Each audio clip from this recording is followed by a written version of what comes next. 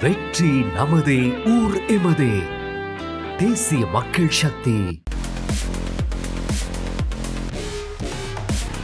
தீவகத்து பிரதேச சபையை தேசிய கட்சி கைப்பற்றுமாக இருந்தால் அவர்கள் நிச்சயமாக தொல்லியல் திணைக்களம் குறிவைக்கப்பட்ட இடங்களிலே மத சார்பாக நிலத்தை ஆக்கிரமிப்பு செய்வார்கள்.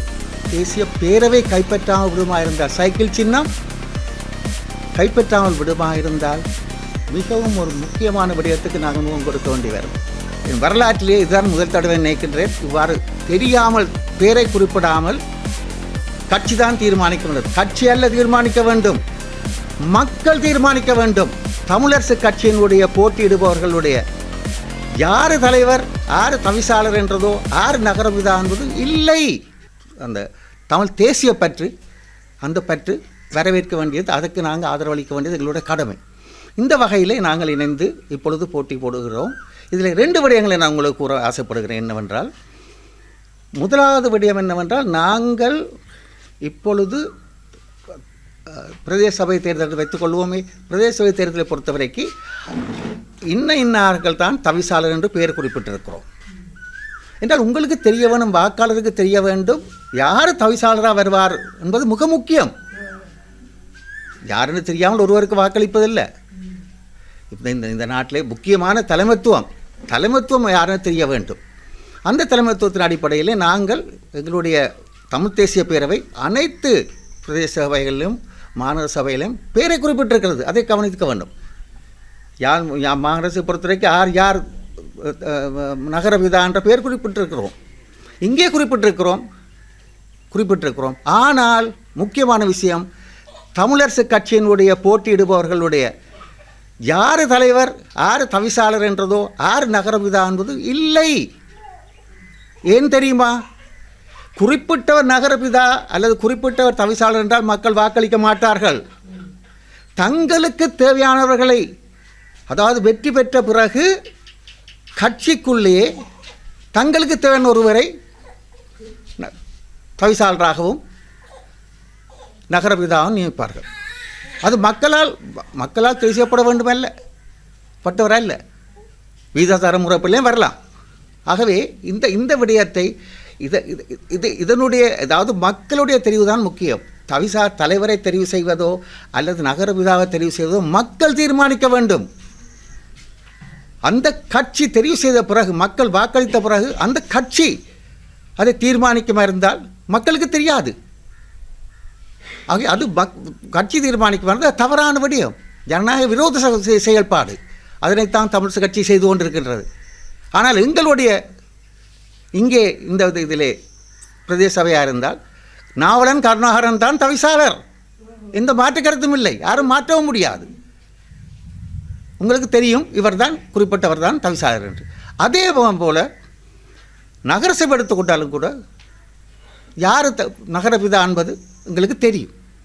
ஆனால் தெரியாமல் ஒருவர் வருவது என் வரலாற்றிலே இதுதான் முதல் தடவை நினைக்கின்றேன். இவ்வாறு தெரியாமல் பேரை குறிப்பிடாமல் கட்சி தான் தீர்மானிக்க வேண்டும். கட்சி அல்ல தீர்மானிக்க வேண்டும், மக்கள் தீர்மானிக்க வேண்டும் யார் தவிசாளர் என்பதை.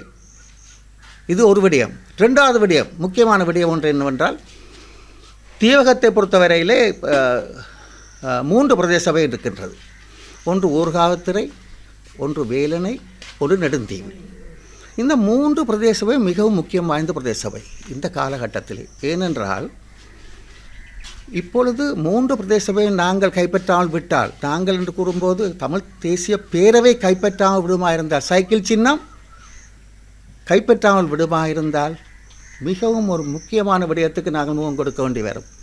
என்ன நடைபெறும் என்றால், தொல்லியல் திணைக்களம் இப்பொழுது 5 இடங்களை குறிவைத்துள்ளது. தீவகத்திலே எங்கள் மண்ணிலே 5 இடங்களை குறிவைத்துள்ளது.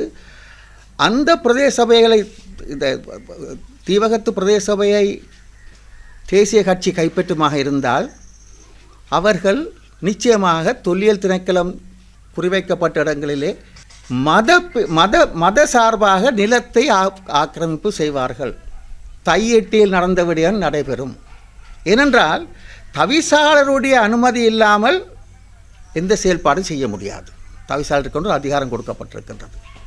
ஆகவே தவிசாளரை நாங்கள் சரியாக எங்களுடையவரை தெரிசியாக விடுவோமா இருந்தால் நிச்சயமாக தையிட்டே நடந்தது போல நில ஆக்கிரமிப்பு நடைபெற்று பல விகாரைகள் அங்கு எழலாம். அவை தவிர்க்கப்பட வேண்டும்.